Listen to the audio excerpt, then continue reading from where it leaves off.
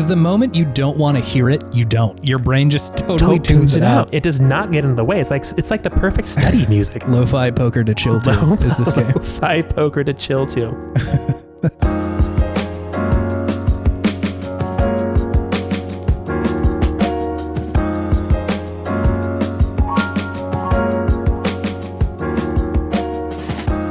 Wow. It feels like it has been 1 million years.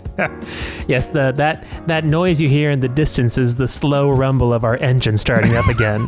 Yeah, you put your ear to the ground. You can feel our 4 combined flat feet slapping the earth, charging to talk about video games.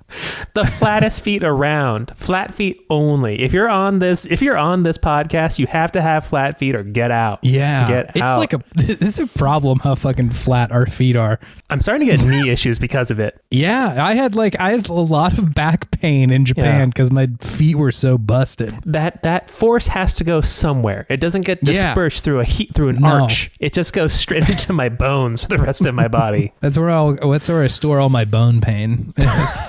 Through the flat part of my foot. Welcome to Video Game Podtimism. It's the Optimist video game variety show where two best friends talk about the wonderful world of gaming. My name is Chase, and I am, I'd say, half jet lagged right now. My name is David, and if you have flat feet, get yourself a pair of Birkenstocks, man. Really? Good stuff.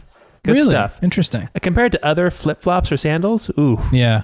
I'm heel striking in other flippies or sandals. I am doing a nice mid-foot gait with the Birks. I have a pretty horrendous pair of Asics that I wear whenever I need to like make any sort of actual movement with my body. Which no shade to anybody who's rocking them for the look, but like I don't feel like they look great, but man, are they functional. Really great feet. Really great shoes. Really great feet. This is Chase went to Japan and discovered something about himself.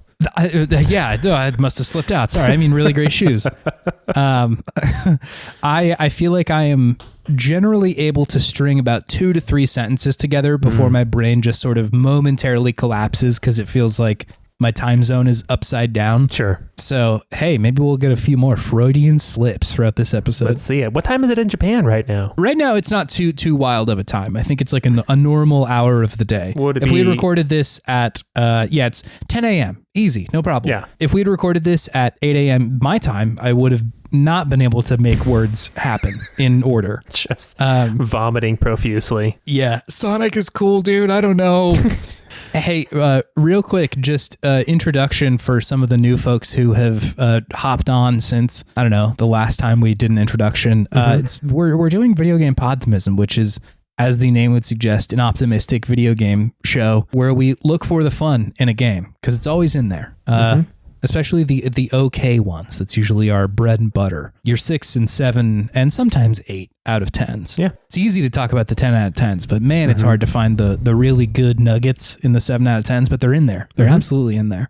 So welcome. Come here to hang out. Hear my dog bark at the mailman. Is going nuts out there. Yeah, she really does not like people being at our front door. I'm pretty sure the mail did actually get delivered, which is like usually kind of a DEFCON 2, 1. It's nice, like, but do you know, Dad? There was a man here. There was a man here and he put paper in our mailbox. Our mailbox is also extremely loud whenever you put something in there. It's a real clanker. Oh, no. Made out of like pre-World War II era metal that just like whenever you close it. Sound like an anti-aircraft gun out there? Yeah, an AA gun that you have to open up and fire before you can put mail in it. Anyway, so we find the fun in games. Welcome, come hang out, and yeah, we also have a Discord. We usually don't say that until the end of the episode, and I see the metrics. I see that there's not a ton of you who make it all the way to the end. So if you want to come hang out, we do have a Discord that's on podtimism.com. Are you shaming the listeners by saying you're not making it to the end? This is the jet lag. I didn't intend for it to be shamey. I heard it too. It sounded shamey. It's Nasty Chase today on the pod. Nasty my Chad. Analytics tell me something. A dark secret.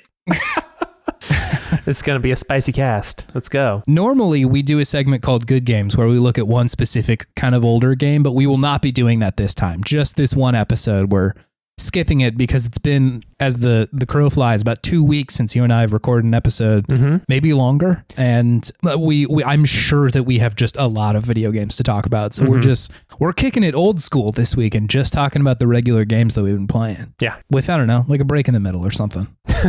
I'm ready for it. Yeah. Do you want to go first, or do you want me to go first? What do you want to do? You're the jet lagged one. Would it be easier for you to go later when you start getting more energy, or to go now and just get it going? Why don't you go first? I'm sure my brain will be pumping a little bit more as the night goes on. Got it. Let's do it. Okay. Hell yeah. I beat Resident Evil 4. Okay. Yeah. How'd it go? This game was great. Really good. I loved how much they changed the last two areas of the game. I feel like the village was already kind of perfect. In so many ways. The village is so good in Resident Evil, the original Resident Evil 4, and they just kind of extrapolated on that in this one and just made it even better. Whereas the castle and the island, I felt like they really changed those up quite a bit to make them feel more robust and more on par with the village in this game. Felt like they kept some of the bigger like set pieces from those places. Like the big moments are still there with like the kind of things that you would expect, but everything else is sort of filled in. Exactly. They kept the main beats the same, but everything else in between, and just some of the like the enemies were a little bit more refined. How you got to certain places was a little bit more intricate and considered. Yeah.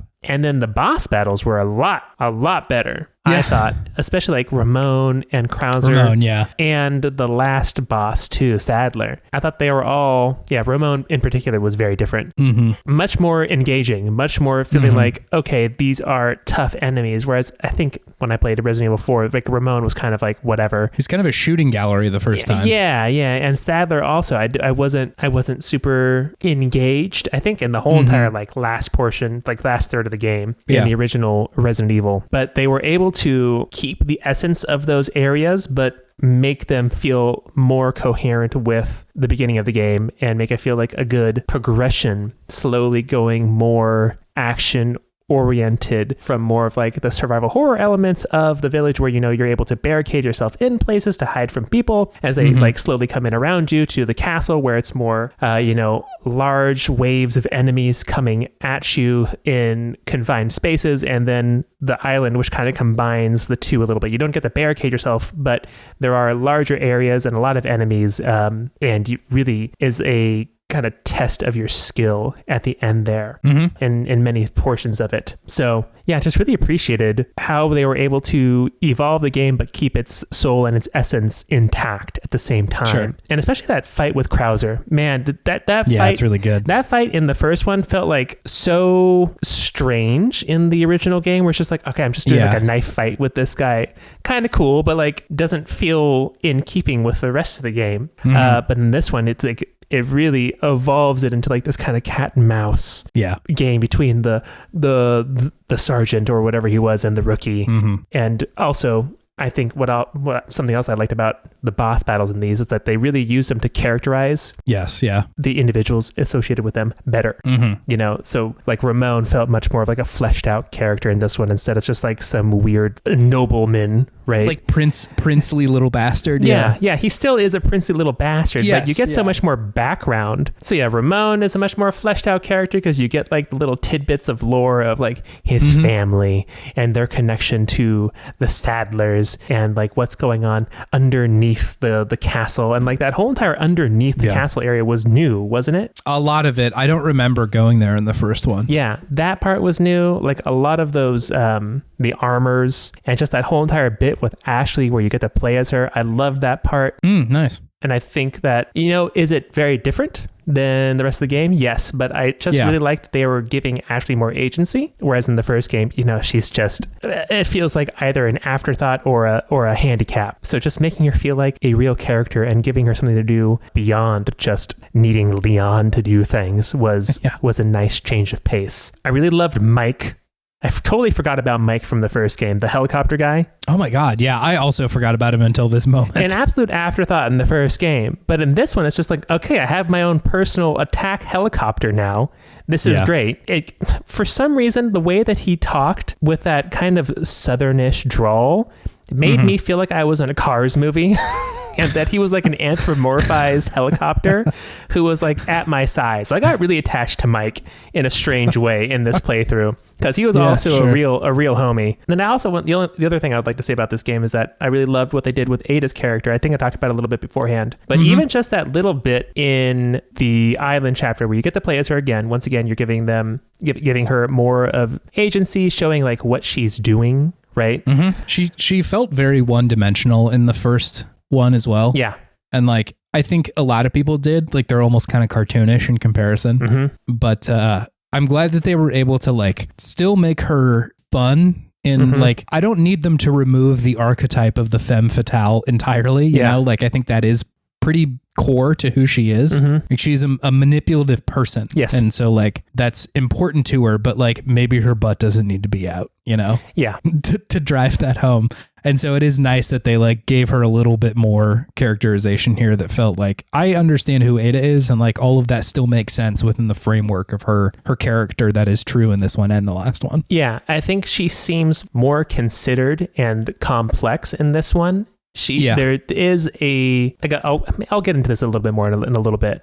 Sure. But she's better in this one. Yeah. I guess the only thing that I could say that about this game that maybe wasn't exceptional, or it wasn't like a big improvement since the first, is that Leon was still kind of just a goofy character. He's still just a dude. He's still just a dude. I mean, it's not a bad thing at all, but I feel like every other character, like Luis as well, like so much better in this game. Yeah. Once again, like gave him so much more of a story and like engagement in the actions that are going on throughout the game. Whereas, you know, Leon's just like, I'm just Leon Kennedy. I'm a badass, but I don't have much more to say or do besides that. But I did love how he is always just shoot first, ask questions later in this game. There are multiple times with characters just like, they're just spouting off some random bullshit and he just starts shooting them.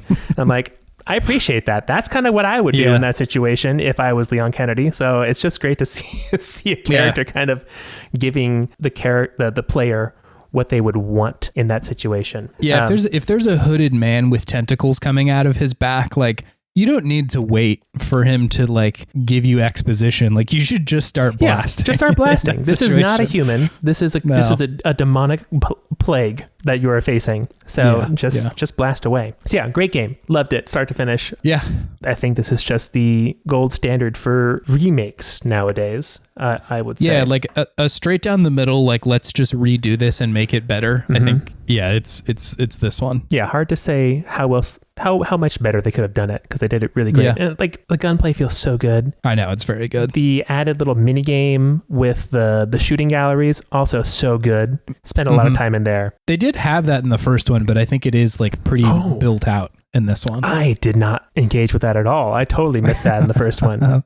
That's funny. But hey, great. I found it and it was new to me. So that was awesome. Yeah. So yeah, great game. I then played Separate Ways. Yes, had to. Of course. Had to do it to him. Had to do it to him. $10 for like another 5 or 6 hours of game. Yeah. Really good. Once again, just makes Ada so much more of an interesting character. She's got a robotic eye. That's cool. Yeah, pretty sick. Pretty fun. Yeah. And just a fun way of experiencing the game from a different perspective and vantage point. Yes. Not much more to say about it than, hey, it's great to see Ada doing her own thing and seeing how that incorporates into the rest of the game. And I do like how it continues the legacy of Resident Evil games of having like 2 different playthroughs that you can do. Yeah. Like in Resident Evil 2 and in this one. And in Resident Evil 1, 2, is that right? Yeah, you can choose between Chris and Jill, I think. Exactly. Yeah. So really great that they do that. And there's really interesting different characters, or not characters, but enemies in this one. And I feel like it was quite different than the Separate Ways that was released, or like part of, I think, just the game when you got it, because it just had like a couple extra missions in Resident Evil 4, the original, didn't it? Yeah, honestly I can't remember, so I can't speak with any amount of clarity, but like, I'm pretty sure that's what it was. Yeah, but yeah, Separate Ways was great. More fun Resident Evil 4 gunplay and creepy enemies and Ada Wong, who's cool. It was cool. I liked that one a lot, and I wonder if the time between it, like the base game coming out and then the expansion coming out, if that played into how much I enjoyed it. Because it was a little while between those two. It wasn't a ton, but it was enough time that like I had definitely already beat Resident Evil 4 and I had to like re-download it to play it again. Yeah. With the Separate Ways, and so it was kind of like, oh wow, new shit, that's exciting. versus like if it felt like kind of part of the same package, it might feel like, okay, yeah, this is more Resident Evil. Yeah. I mean, I thought it was, I just downloaded it right afterwards. So it's kind of like the same package for me. And I did not find it any less entertaining. Yeah. It's great. I do really enjoy how clownish Leon looks as you're playing as Ada. He's just like like when you're playing as Leon, you're like, why does Ada think I'm like an idiot? But then as Ada, you're just constantly watching him bumbling fall around into like just the worst situations. Like, how did you manage to get into this, dude? Like, I need to help you out here because you're just in such a bad, precarious position. Yeah. But, you're going to die if I don't intervene. So here I am, shooting Mendez in the head. You're welcome. Yeah, or like just the beginning there, where like she rings the bell. Oh yeah, because it's like, oh man, he is in a tough spot down there. Yep, just walks right into a village with chainsaw people. And just like, what the gun fuck drawn, is this guy ready doing? To blast. Yeah, why don't he like walk around? Why isn't he doing any sort of like stealth recon, around the village? Just straight in. He took one binocular peek and he's like, yeah, I gotta go shoot all those people right now. I gotta go kill a whole village of individuals. Yeah, I think that's pretty much what I gotta do. It's the Jack Krauser school of combat, baby. I guess all that's makes true. Sense. It is Krauser, yeah. It all makes sense. I do appreciate that they like rounded out that relationship a little bit more because I like the first playthrough, I truly had no idea who the fuck Krauser was. I was just like, he's a new character, isn't he? Yeah, no, he's in the first one. He's in the first one, or Resident Evil 4. I mean, like the original version. Yeah, he's but he's original to this game, Resident Evil 4. Yes, yeah. But like in the vanilla version of Resident Evil 4, I was like, I don't know who the fuck this guy is. Like it's I knew that they had some kind of relationship, but it like in the remake, I'm like, I am able to picture a lot more clearly how these two dudes know each other. Yeah. And like the relationship that they have with one another. I also loved representation of their knife fighting and gunplay. It felt very Metal Gear Solid to me. Very Kojima-esque. There's some a little dancing happening there. Yeah. It's there's so much flourish and intensity in how they cut the camera. I enjoyed that. That was good. Absolutely. Yeah, I'm with you. I also played Minit. You played Minit. Hey, wasn't this a suggestion we got? That was from Hill. We had gotten this one a little while ago. And they had specifically said that you would like this. So this was a Dabo special. I was called out. Yeah. I did like this game. This game was a lot of fun. Hell yeah. I love to hear it. So for people who haven't played this game, it is a top-down, roguelike Zelda-esque game. So it starts off and you're in this overworld, and it does the thing where it's like it's a big square, and then you can go to the end of a square or any of the ends of the sides, and it goes into a different square, right? And that's how you explore more of the map. And you go down, and you are eventually kind of brought to this area with a sword. And of course, Zelda games, you're thinking, okay, sword. Now it's time to start the adventure. And you grab the sword, and it's like, you've been cursed. And at that point, there is a 60-second timer for each run, essentially. So once 60 seconds is up, you die, and you go back to the original home that you started in. So you have to considerately make your way through this world, unlock new areas, solve little puzzles, get new items to progress through the story, and then you can get to different areas that have different save locations or home bases where you go into, and it will restart you from there, so you have more of an easy time to get around this new area that you've discovered to find new things, right? Yeah. But very interesting game. They did this nice trick where everything flows very well into everything else. Nothing is very hidden from you as to what to do or what to do next, because the developers, I think, really realized the time constraint was going to fluster people, as it is intended to do, right? Yeah. But everything just very nicely flows from one puzzle and one tool to the next, and you're just kind of going through this world, discovering things slowly but surely in these little 60-second spurts. And it always is very fun to be like, oh, can I make it there in the 60-second time? Should I get to a different save point first to make it a little bit easier for myself? Do I have the right tools that I need? Because you can switch between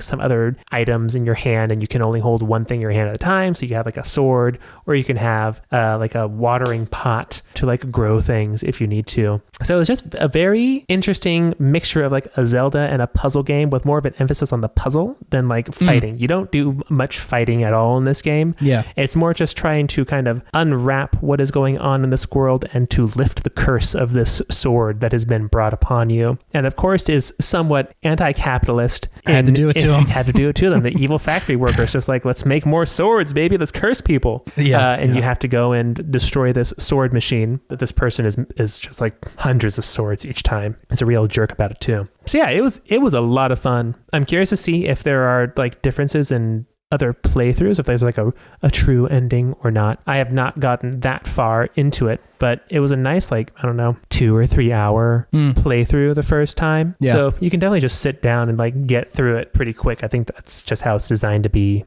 engaged with, but a lot of fun. I have not played a game like this before.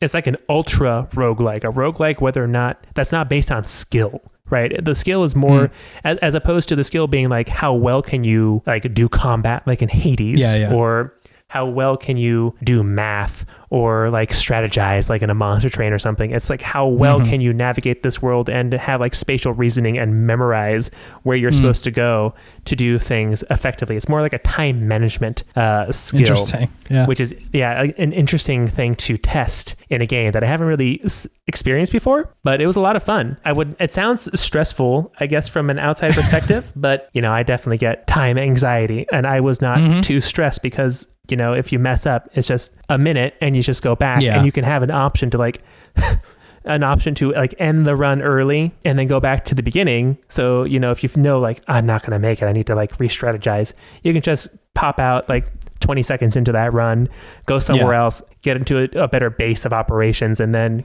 get it along and do what you need to get done. Yeah, sure. So yeah, it was a really fun game. Good recommendation. Cool. Very unique sort of fusion of roguelike and Zelda. Yeah. I think Hill had specifically compared it to Turnip Boy as well. That and too. The sort of like Zelda riff that it's doing. I see that. I definitely see that. It has a similar kind of style and humor to it. And once again, not a huge emphasis on combat.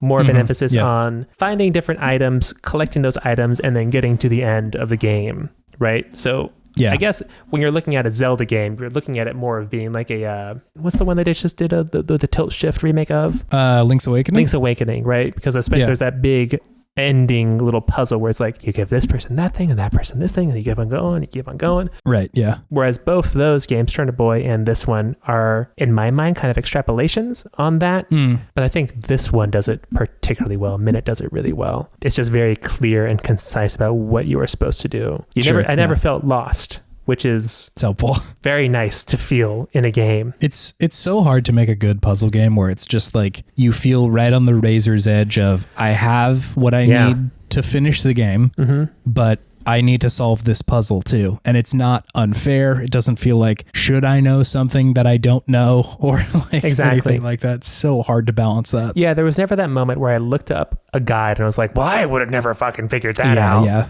It just flowed. It flowed really well. It just showed that they very much considered pretty much every aspect of the game to make it easy to get through, but just once again, it's the time constraint is the thing that you have to worry about and consider. Like you never are confused where to go. You know where to go and what to do. It's just getting there and doing it in the amount of time is the tricky part. Yeah. Showing and flowing.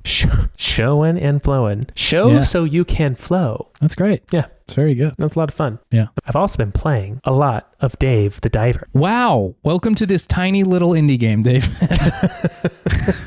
This tiny little mega indie game, you mean? Yeah. Yes. Was this on like Game Pass or something? Am I remembering that correctly? It's not on Game Pass. It's on the PlayStation Plus. Sure. Yeah. Network, whatever it is. This and Raji both came out on PlayStation Plus. So a pretty good week or a month for indies on that. Yeah. Depending on how you view indies. You know, do you view indie as like a style of game or the publisher behind a game, I guess is really the question there. Right. But it is a You know, everyone knows. I feel like most people who are listening to this pod know what Dave the Diver is, but 2D side-scrolling diving game where you catch fish and then you go to a sushi restaurant and you make the sushi with the fish you caught. And then there's all sorts of other things you can do in the game as well as you dive deeper down. But it's great. It's a lot of fun. The soundtrack is great. The soundtrack soothes my cat. If my cat is being grumpy, you put on Dave the Diver and he chills out, which is awesome. Yeah, the call of the sea soothes Bruce. Call of the seas. Bruce is a nautical cat. You would never know, but now we know. But yeah, I love how it feels to just swim through the water. I feel like they nailed that feeling of going through and going deeper and navigating around the fish, and the fish move so much more in a different like geometric pattern than you do. Yeah. You know, you can't just follow them exactly on their line because they're just they're fish. They're made to be there. So there is something that is, you can tell that like you feel that Dave is an expert in the water, but it's still not his intended medium. Yeah, which is fun. Yeah.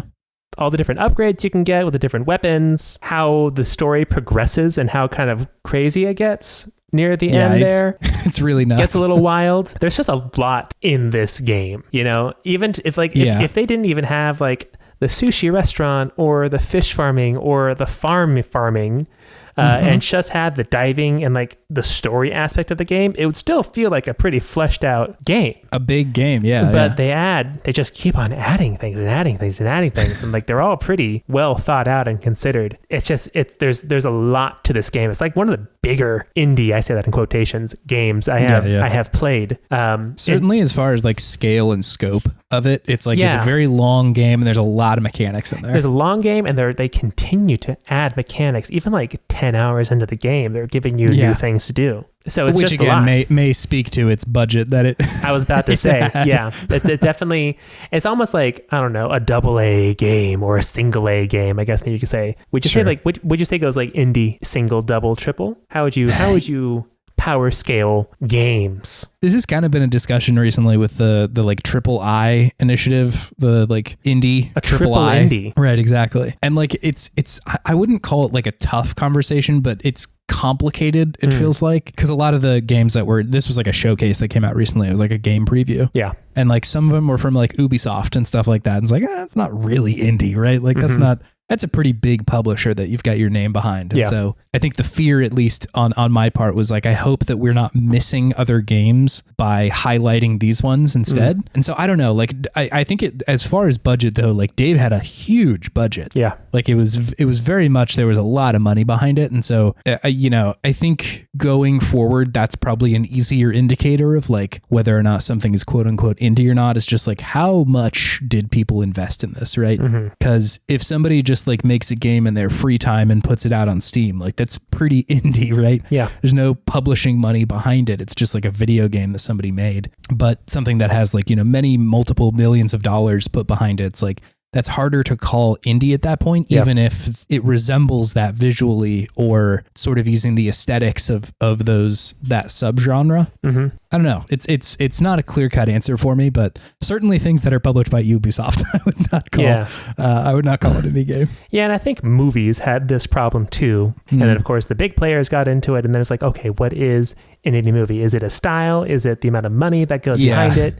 What is, and I think they came to a conclusion eventually, like it's like X amount of money under this, you're an indie movie. And I think that's probably the best way of doing it. So it is kind of hard to talk about this game and describe it effectively right now, because I don't think that consensus has been reached with gaming quite yet. Yeah, you can have all the trappings of an indie game, but if you have a big budget, there isn't that same sort of, I guess, risk, right? At least for the developer at that point. Yeah.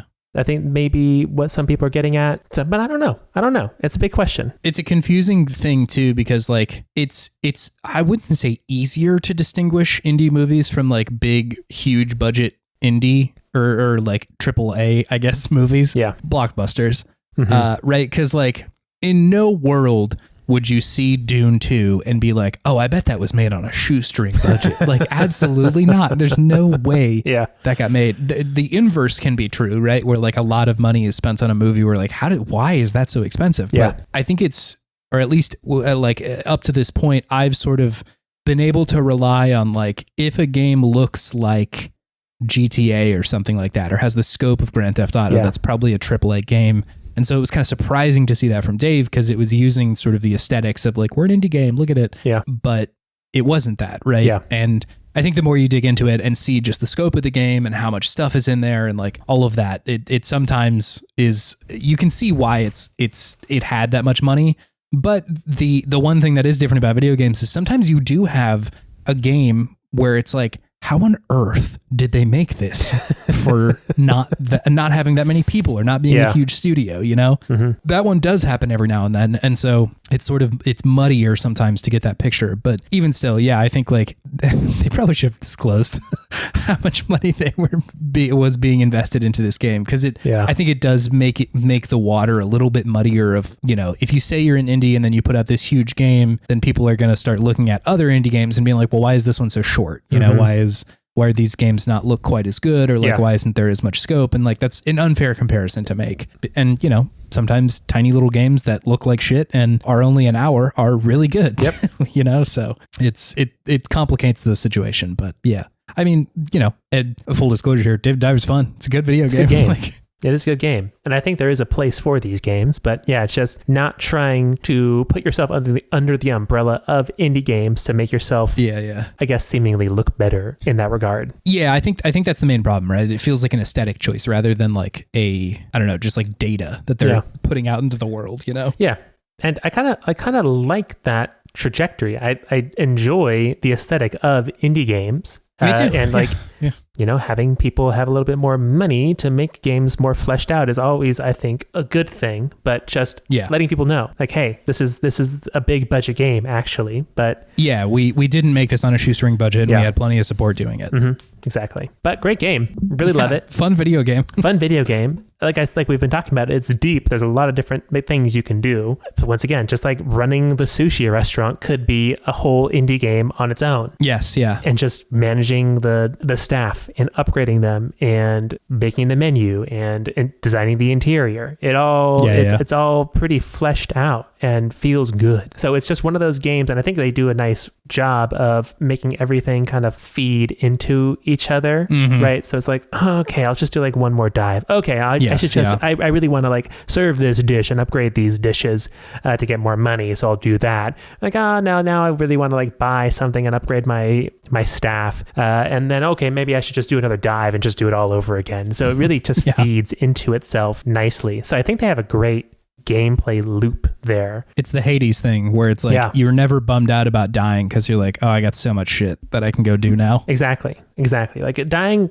does suck because man, if you got a lot of fish that you're excited to cook, and then you can only pick one to bring back, ooh, brutal, pretty tough. Brutal. Yeah, exactly. Yeah, but a lot of fun. Great game, no matter how you view it. It is still fun, I would say. Yeah. Speaking of controversial games, I also played Diablo 4. Oh, sure. Yeah. Okay. I guess I got kind of jealous by all the people talking about Dragon's Dogma 2. Yeah. And I wasn't ready to dive into Dragon's Dogma 2 quite yet. I got other games on the back burner that I got to get through, and I feel like Dragon's Dogma is just going to take over my life a little bit. It probably will. Yeah. Knowing me and knowing these types of games. So I booted up Diablo 4.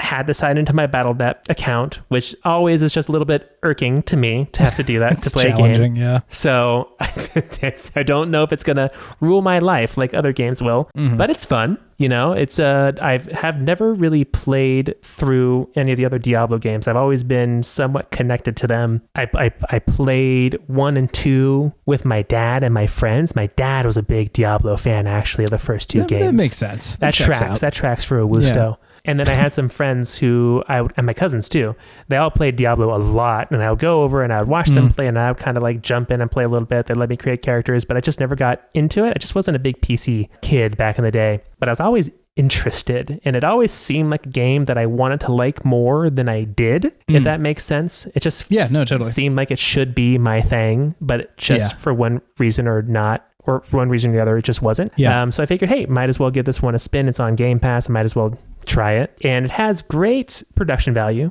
The cinematics are great. The voice acting is top notch. Blizzard is just really good at all those little details, right? Yeah. But I feel like it gets into this trap of these kind of legacy games where they have to be similar enough to their past incarnations to appeal to the audience, but they can't evolve enough to like be something different or better or more modern to really attract new players. So is it fun to go around this game and beat up just mobs of enemies? Yes, it is. It is fun. It's like mindless fun, right?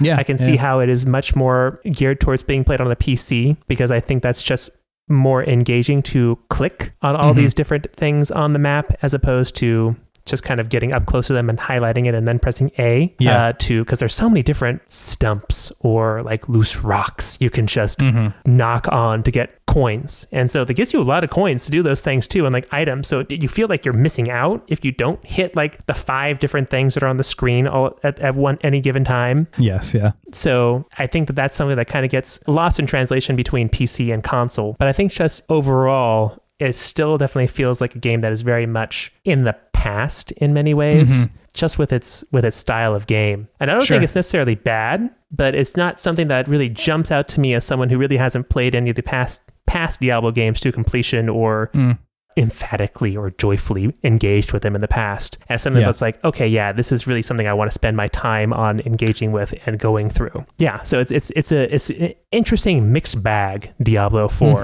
And of course, I never like having to be always online for any game. It's tough, yeah. It's a pet peeve of mine. I understand why the developers want to do it, right? For many, but but it's not how I want to play. It's sort of a shame, because I think you get something like, if you play Dark Souls, that games makes sense why it would be always online, right? Because you're sort of always kind of playing multiplayer in the background. Yeah. But Dark Souls is also like, do you not want to do that? You don't have to. You can turn it off. Turn it off. It's on by default, but you cannot deal with that at all if you want. Yeah, yeah. And I think with Diablo, you could definitely just like program some NPCs to show up at those like events that happen every now and then. Yeah. That like, that'd be fine. I wouldn't be too bummed out about that, you know? Yeah. Exactly. So yeah, it's a very video game. Yes, I'm having a time with it. I would not say I'm like overjoyed whenever I get to play it, but it's a fun kind of end of the day mindless thing to do, because I'm a necromancer, so I just summon my homies and they do pretty much all the damage for me.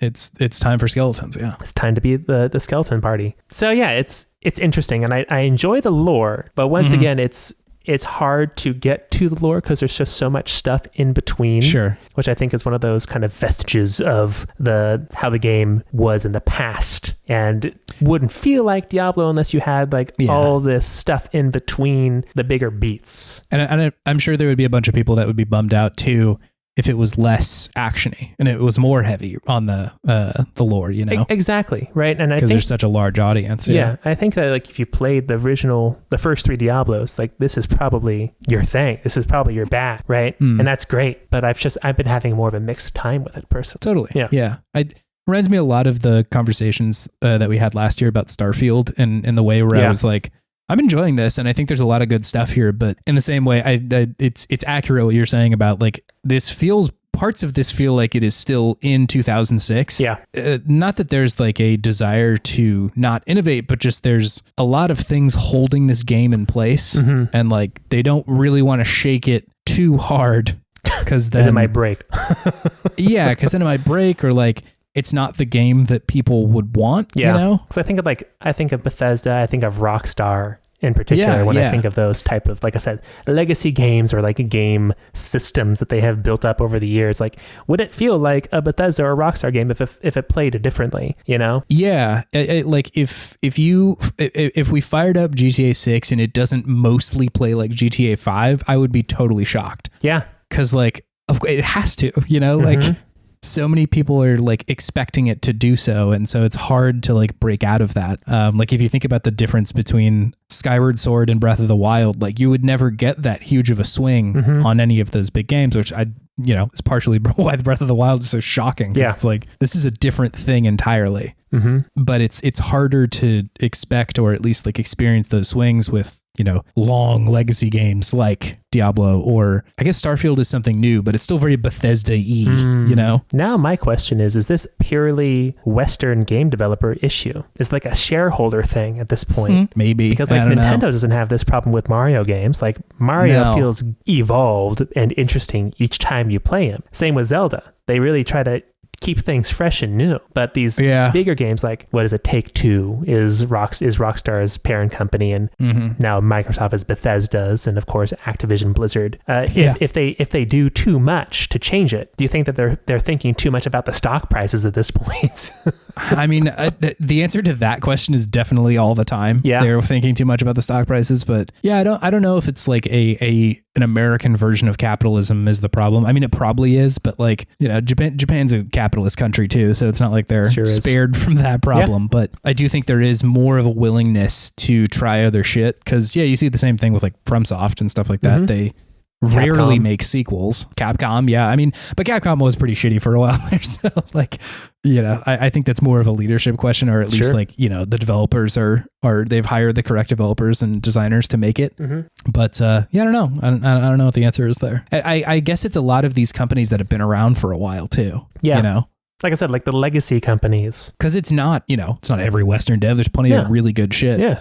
But like the huge companies that have these games that only come out now at this point, like 10 to 15 years, the ones that like can't fail, you see a very close adherence to like, well, it's got to be this, that, and the other thing. Yeah. Because it's just so make or break. If it fails, then like the company's just such a bummer. Toast. Yeah. Yeah. Like if we don't nail, can you imagine the pressure on GTA 6 and just like working there? Like, it has to be a hit, or else it's just like, well, I guess that's our last video game. It's crazy. It's okay. Take-Two's making enough money off of the NBA 2K crowd. They're good. God, they're good. They've got all of our email addresses just verified, ready to go. Not mine, bastards. I guess that's true, yeah. They don't know me. They do know it's me, but like, I didn't press the button, so they can't confirm it. Yeah. Anyways. We talked about that previously. Last game. Yeah. Balatro. Welcome to the fucking show, baby. It's over.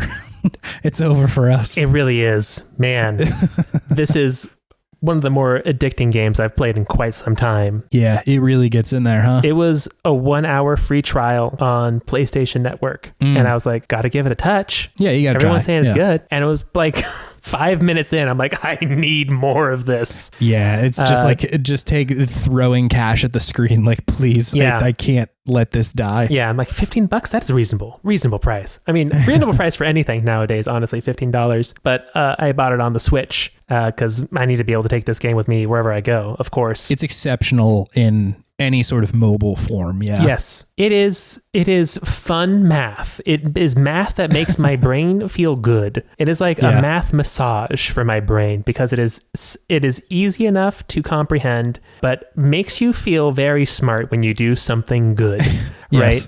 Like, I have 2 queens that I could choose to make this specific hand, but one is debuffed right now, or one is like a suit that I have potential to do like a straight or a flush with the next hand, right? So I'm going to keep that one, and then it works out, and you just like end that round in 2 turns, and you feel like a mega mind genius, just like the exploding galaxy brain. And of course, just all the different booster packs you can get, the Jokers, and just how the game is very dynamically changing throughout, and makes it really easy to change like what kind of buffs that you have with the Jokers or the packs that you can get like after every round, and just how quick every round goes. It is very, very addictive, man. It just keeps feeding you little bits of serotonin. I know. Until you are just awake at 3 a.m. and it's like, do you want more? You're like, I do, but I must sleep. Yeah. I must go to bed now, you demon. For anybody who hasn't played it, it's roguelike poker. Yes, sorry, it is roguelike poker. Yeah, you can get deck building. Yeah, you can get new cards. You can make cards give you more chips. You can make cards like multiply your score. You can get different Joker cards that give you like more consistent buffs for your deck throughout. And and the music is really good. The music is just shocking. Like the music is just like the best just background math music I can think of to engage with. Because the moment you don't want to hear it, you don't. Your brain just totally tunes it out. It's gone. It does not get in the way. It's like the perfect study music. It's really what it would be. Lo-fi poker to chill to is this game. Lo-fi poker to chill to. Yeah, really, I don't know what else is there to say besides that it's great. I feel like so many people have talked about this game at this point, but it is very fun. It is massively creative. I didn't think that people could make like just a regular deck game, of cards game this good, just standard deck of cards game this interesting, but they did it. Yeah. And I guess it's a testament to how good just poker is. It's a fun game. It's very fun. It's very fun to play just the base video game or just the base game of poker. Like, you could probably do some kind of twist with Yahtzee and have it be similarly fun, you know? Yeah. Because the thing that you're really like working on most of the game is trying to figure out synergies between your jokers, which give you like, you know, plus 10 multiplier for, you know, these kind of cards, or plus 10 chips for every time you play this kind of card or something like that. Yeah. So once you get kind of a combo rolling there, it's that's sort of the thing that you're working towards. Yeah. And so, you know, you could definitely apply it. I'm waiting for Yahtzee Balatro. Yalatro. Chestro. It's very good. It's a very, very good video game. What is it? The 52 board games or whatever it is on the Switch. Just do all of those. Yeah. Yeah. Just make them all deck building roguelikes. What is that game called? I never remember it. 52 worldwide classics to chill to. To chill to? That's not it. No, I think it's just Clubhouse games, 50, 52 or 51 worldwide classics or whatever. Gotcha. Yeah. Give them all the tro treatment. Wow, that was wonderful. Thank you for all those video games. I talked a lot. That's good. That's why we didn't do the good games thing. I hope you enjoyed it, Chase. Oh, I did. Can you imagine if I didn't like making this podcast? I just had to sit here every week and hear about fucking video games. Like, oh man, not again. Talking about games. Video games stink. God, what a nerd. Cool. Actually, why don't we take a break real quick and then we'll come back and I'll talk about some games that I played. Let's do it. Sweet.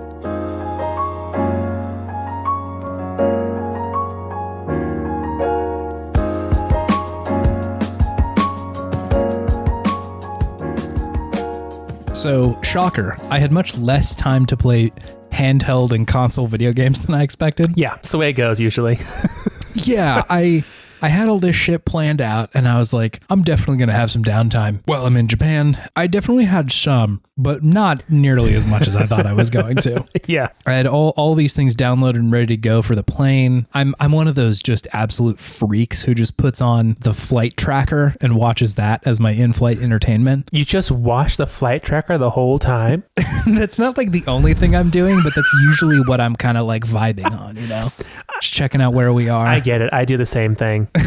Just seeing what's going on. I need to see what body of water or landmass I'm over right at that moment. Yeah, just checking it out. Because then I can look outside and be like, oh, interesting. That's part of Alaska over there. Sure is. So yeah, didn't do a ton of actual gaming, but I did play a good number of arcade games, which I want to talk to you about. I'm so jealous. Yeah, it's very cool. I know that like the arcades of Japan have sort of like dwindled in numbers. Like they're not nearly as popular as they were. I think probably when you and I were a bit younger, because I feel like I remember that being the not stereotype, but like a common knowledge was that there was a lot of arcades in Japan. Yeah, like the arcades in Japan are crazy. Was kind of what it was. Like they have all sorts of interactive things you could do. Yes. Yeah. Which I will say they did have a lot of games that I had never heard of, or even kinds of games that I had never heard of. And so I'm definitely interested in talking about those, but I understand that there are a smaller number of them, but even still, like there's simply not arcades in the States other than like either the kind of like barcade boutique kind of vibes where it's like, you know, this is a bar and they have some arcade games or like some pinball or something, or like Dave and Buster's or something like that. The kind of arcade that I'm thinking of when I went to these ones just doesn't, it's harder to find. I'm sure they exist here, but I haven't come across them very often. Anyway, so actually, hold on, preamble. Before that, I'm also playing Kingdom Hearts 358 over 2 days, David. Ooh. Just Man. at the 11th hour here, before we talk about arcade games, gotta put Kingdom Hearts. Are you in there emotionally okay? It's challenging, more challenging than I thought it was gonna be. It's the saddest, I think. Yeah, there's a lot of sad stuff happening, and it is speaking to such a different experience than most other Kingdom Hearts games do. Yeah. I think originally you and I were talking about, for our like long running Kingdom Hearts series, like just covering the story, but I was like, I should check it out. I should see what's going on in there. Cause hey, it is pretty easy to hack your 3DS, as it turns out. I know the internet's been telling me that for years and years, but it is pretty easy. So I'm playing that game now. All right. And yeah, it's very good. It's so bizarre that Tetsuya Nomura was like, he heard, hey, the kids want to play Kingdom Hearts 2, so let's make some games on the handheld consoles. And he's like, great. I'm going to make one about memory loss and how that affects your personality and whether or not you remembering something makes you the same person or not. And also the just sort of like personality grinder that working in a nameless corporation will do to a person and how to find love and life in that situation. Guy, what are we doing here? And then like the mainline ones that are on PlayStation 2 are like, dude, Frozen's fucking sick. Frozen's so cool. What if it was Frozen but with Sora, Donald, and Goofy? What if Goofy was there, So very bizarre. Oh, man. So may have to have a little bit more of a bonus episode about that one once we round it out. Cool. It's sort of a shame because the one that's included in the collection that they have on like modern consoles is just the cutscenes of the game, which like will get you the story, but I do think that there's some value to having a job because that's what the game is. You're just like doing your job every day as Roxas. That's what it seemed like from the cutscenes I watched. Yeah, it's essentially you just like, you get tasks that need to be done and then you go and do them. And they're usually pretty menial. It's just like, go beat up enough Heartless or go explore this area or something like that. And you have to do like all those days until like another cutscene plays. Is that how it works? They like skip around essentially. So like, it'll be like, all right, today's day 100 and then you beat that. And then it'll, cycle ahead. It's like, all right, now this is day 131 or something like that. So it's not like you have to play every single one, but there are a lot. It is a pretty lengthy game. Sure. Anyway, I'm really enjoying it. And yeah, I'll have more to say once we do a longer episode about it. Okay, so arcade games. We're back on track. Let's do it. I went to Akihabara, which is an area in Tokyo, which is known for sort of like geeky culture. Yeah. And there are quite a few arcades there. And the first one I went into, popped in my 1,000 yen into the little change maker, gave me 100 yen coins back, and just started going to town. The first one that I played was this game called Armored Warriors, which is a side-scrolling beat 'em up where you play as mechs. Ooh, extremely fun. From me. Yeah, the triple ooh, the Dabo endorsement. Yeah, there you go. I don't know if this ever came to the States, but I had never played it, and it sure was in a lot of Japanese, so like I wasn't clocking a lot of what was going on there, but hitting the buttons and smashing them other mechs felt really good. This was a game that communicated beyond language. Yeah, no, language was not a required part of this experience. Really, really fun. I think it's included in like one of the like collections that's out on Switch. Oh. Like it's in some bundle somewhere. And so I might pick that up because I would like to play more of it. It was quite fun. Reminded me a lot of the like Alien versus Predator side-scrolling beat 'em up that they had in arcades a while back. Okay. Just kind of a similar tone and vibe to it. But yeah, super duper fun. Really great. I had a great time playing it. It's like a side-scrolling beat 'em up. Like what game would it be similar to? Like the like Turtles in Time or The Simpsons side-scrolling fighting game. Cool. Those kind of things. Yeah, Love it was it. fun. It was good. Didn't understand what was happening, but I was in a big mech and it was cool. Lots of explosions. I will also say all these arcades, they got seats. All like every cabinet has a seat that you can sit in. Really nice when you're 20,000 steps deep in the day and you're like, I would love to sit anywhere. There you go. That would be so cool. No, makes sense. Yeah, so that was a welcome reprieve. The next game I played was, of course, Initial D, the arcade is the name of the game. This there's a lot of Initial D arcade games, as you might suspect. This was the 10th one that has come out. Came out in 2021, I think, so fairly recently. So I really like these games. I feel like the first time I had played one was when you and I were in Country Club Lanes. Absolutely. At some point they had grabbed an Initial D game, which still feels new to me, despite the fact that saying that out loud, that has to be middle school or something like that. It wasn't good that, 15 to 17 years ago. Yeah, it wasn't that recent at all. 20, probably closer to 20. Yeah, now you're right. Now that we're dating Oh, it, no. I'm like, I'm 33. It's probably 20 at this point. Because that was the one you could have like a little card that like kept your profile, right? Yes. That was cool. Yeah. I don't know if there was that. I think there was the same deal with this one, but at the time when you and I were younger, that felt very novel of like, arcade games up to that point felt like a singular one-time experience that if you wanted to play again, you would just be sort of retreading the same thing and maybe, score chasing or like trying to get farther than you did before. Yeah. But I had never really experienced a thing where it's like, no, this is like an experience that you can continue moving forward through the next time that you come here, which is neat. Like that's a very neat idea. And one that I will say, like, they have really capitalized on in Japan. Yeah. There's a couple of other games here that I'm going to talk about that like really take that to the nth degree. It's fascinating. It's something that I never would have expected. Cool. But about this game, it's really good racing. They have made like drift racing feel so good in these games. And did you ever watch any Initial D, the anime or the manga or anything like that? No. I watched probably like a season of it.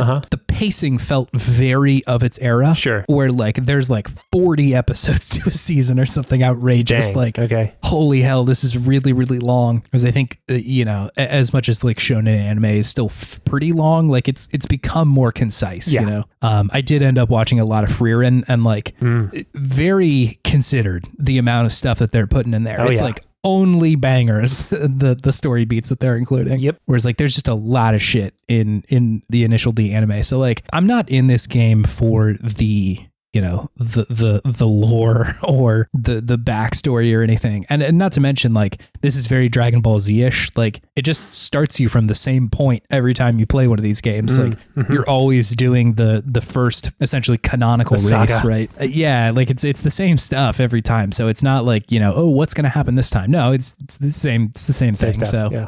It's not like it's a huge shock, but they've just made the racing feel so good. They always have like very good placement of the speakers in the arcade, so it feels incredibly loud. You can really feel like the engine and the pumping Japanese like techno pop that's happening in the background. It's really good. Like it's very, very fun. Do you sit like in a cabinet? Yeah, it was one of the kind of like sit down cabinets, which are love that stuff. Yeah. Very good. Very good. The thing that sort of stood out about this one to me in comparing it to the other like arcade games that I've experienced before is that not every lap directly, but every now and then you would go through a lap and the race wouldn't be over, but it would cut to like some story beats that are happening at that moment where like, you'll be in second place and you're coming through like the second to last lap and it'll cut to your character and he's looking, distressed or in some way, or the other character is like saying something, kind of talking shit with the assumption that like I guess maybe they can hear each other somehow, but I think it's just sort of inferred that they're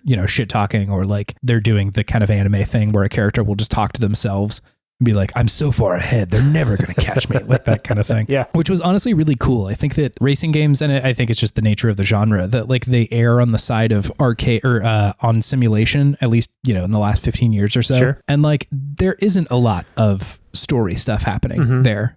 With Gran Turismo, it's nigh nothing. Yeah. There is none. Yeah. Even with like Forza Horizon, there is a story there, but it's kind of nightmarish of like, did we just like kick people out of this country and now we've taken it over to race our big cars? Like, what is this world that we're in? So like, it's kind of fun to see what would a racing game look like that is still definitely a racing game, but is putting more of an emphasis on like the story beats that are going on while you're racing, not just like in between races and shit. It's very neat and not really an approach that I've seen before. Again, makes me wish that like maybe we put out Racing Lagoon 2, like another RPG racing game. Why not? I feel like there is a lot of room to grow in the racing game genre. Yeah. Right? Because everything is either very arcadey like kart racing or like you said sim, and there's not a whole lot of in between, or at least from what I've seen too much of, right? Yeah, but I agree, like making a racing RPG, make a racing roguelike, get on the trend.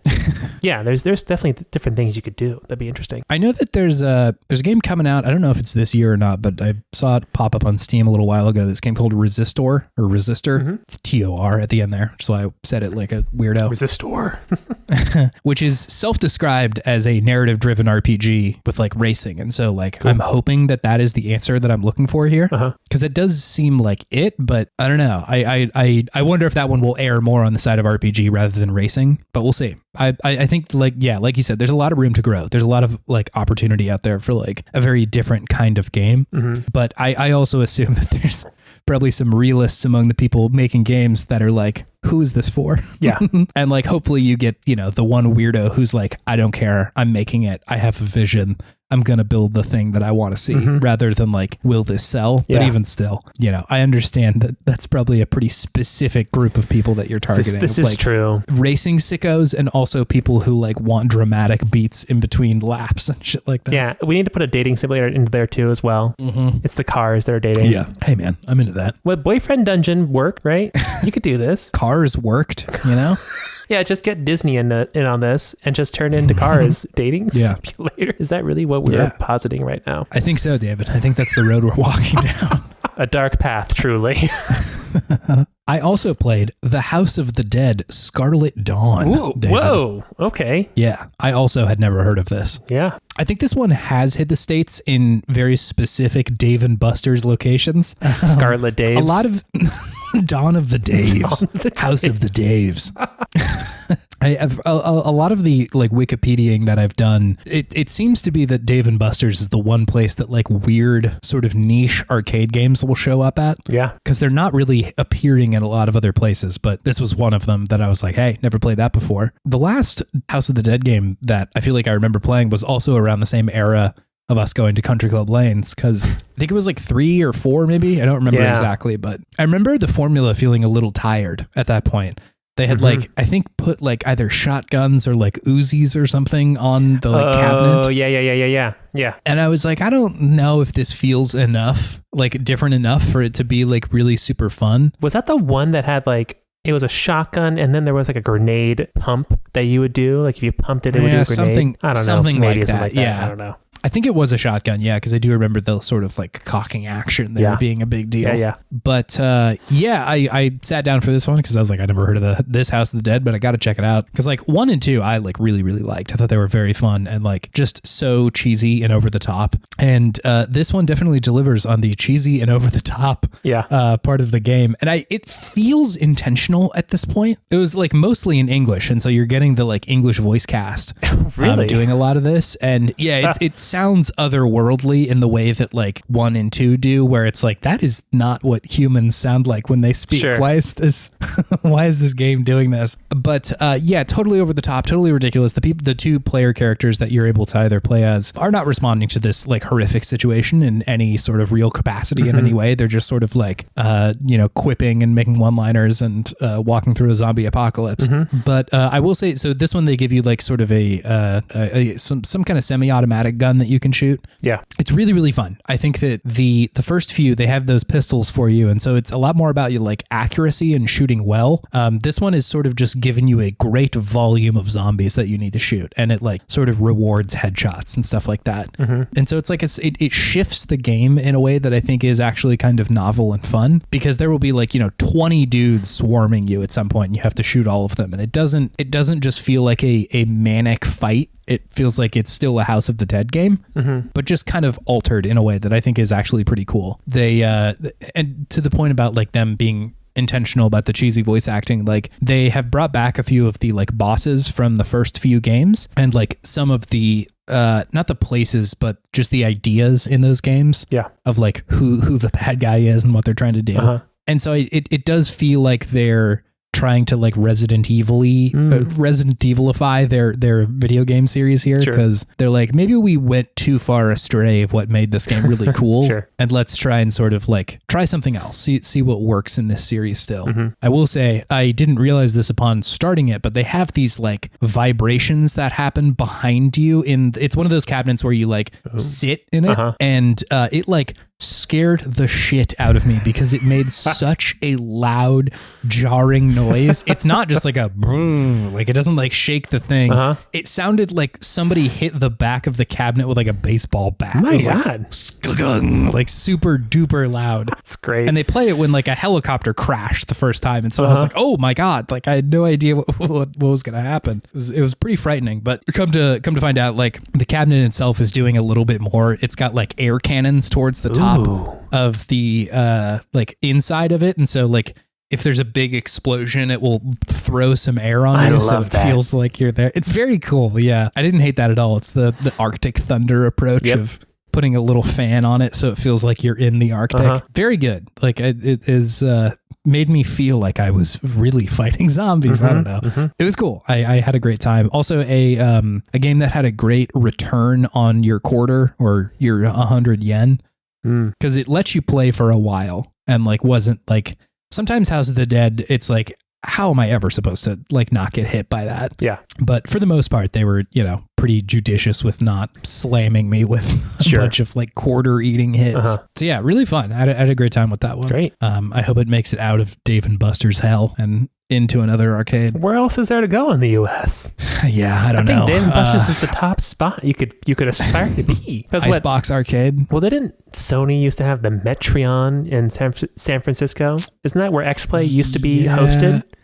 That may be true. I don't remember, to be honest. I think on like when it was just Adam Sessler. I kept on saying I kind of want to say Adam Sandler, but it's Adam Sessler. When it was just him, I think he was like, from the Sony Metreon in San Francisco. Oh yeah, you're right, huh? Yeah. Okay, so two bigger sort of games, and one of them I guess is like more of a genre. But would you like to hear about the card games or the Gundam games first, David? Oh, Gundam. All right, cool. So I think it was on like the third or fourth floor of one of the arcades that I went to, and I get up in there, and there is just a fleet of Mobile Suit Gundam arcade games, and I'm like, what is this? They looked incredibly modern, like not super old, and I was like, this is bizarre. I've never heard of any of these. Do you have to like put anything on? You don't. It's just a fighting game. Okay, that's still cool. And I was like, this is very strange. I don't know what these are, and they seem to be like in high volume here.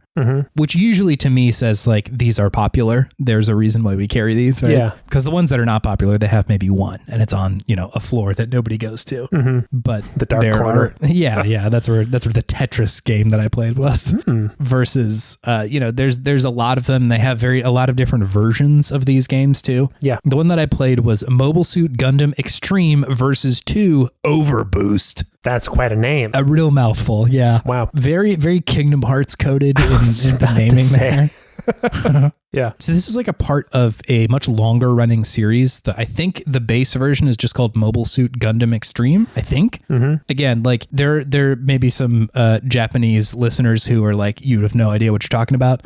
I apologize. With the Wikipedia is just like, I don't know, man. You would be correct. We don't know what we're talking about, but we are attempting our best. Yeah, it's like I tried to figure out what it was in person, but all of it's in Japanese. And then searching it on Wikipedia, it's like mostly a Japanese game. And so it's like just not really present in the way that I typically find information about video games, but even still. So I think it's part of a longer running series, and this is the one that came out, I think in 2023, fairly recently. The series itself is a 2v2 fighting game. And so you and usually another human will team up and fight another pair of humans, and you will pick your Gundams, and it is a game that is a lot less focused on specific input as the skill check, right? Like there are no quarter circle punch attacks in there, right? It is much more a game about like managing your resources. You have like a boost meter essentially, and you have to make sure like, all right, the way that you win in these games is that you blow somebody else's Gundam up, and that detracts from their like total pool of points, and whoever hits 0 first, the other team wins. That's the team that loses, right? Gotcha. And so the other point being that if you choose a very cool Gundam, one that is, you know, highly armored and tough, it's worth more points. So if you manage to take one of those down, it's like worth 4,000 versus like one of the puny little Gundams is only worth 1,000. So it's like there's sort of a risk reward of like, do we want to go after the big guy? Yeah. Or do we want to try and like, you know, just hammer on the little one until, you know, their points go away. And so it is much more about like, okay, when do we go after one of these people? Do we have enough like of this boost resource to do that? You know, I watched a bunch of YouTube videos, and a lot of them talk about like, you know, if you're out of boost here, you have a lot more landing lag, which is going to like give somebody else an opportunity to punish you and stuff like that. And so it's very much a fighting game. Like they're still speaking in similar terms, but I think just it is not as focused on specific fighting techniques like Tekken or Street Fighter. It reminds me a lot more of Smash in that way. Smash is probably somewhere in the middle if you're looking at this like a scale, but Smash is like usually pretty simplified in the inputs that you can do. Yeah. It's much more about like positioning and sort of like chipping away at your opponent until you can find the right opening to beat them. And you know, there's some amount of like kind of complex input that you have to do. Yeah. And I'm sure there is with this one too. I'm sure the skill ceiling is pretty high, but it just seems more focused on like strategy in the moment than being able to do a Hadoken or something like that. Sure. This game, I didn't realize this, wildly popular, incredibly popular. There are a lot of people who play this. There are a lot of like tournaments that are held around Japan for this kind of thing, which awesome. And I love the way that they do it where there's like like Namco Bandai is the people who like, you know, support making this game. They have very much made it official of like, all right, we're going to do a nationals tournament soon. And if everybody in their sort of local area can just go to the arcades, have a tournament that I think they must run in some way. Yeah. But have your tournaments.